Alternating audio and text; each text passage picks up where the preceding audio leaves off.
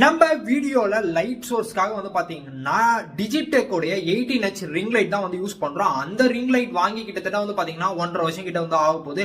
Ring லைட்ல எந்த விதமான பிரச்சனையுமே இல்ல, அந்த லைட்ல வர்றதுல சொல்றேன்.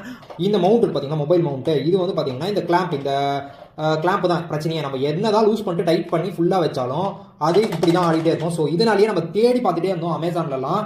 ஒரு வழியா அமேசான்ல வந்து பாத்தீங்கன்னா அந்த மவுண்ட் வந்து கிடைச்சிச்சு. இதோட ரேட் வந்து பாத்தீங்கன்னா 340 ரூபா அந்த மாதிரி இருந்துச்சு.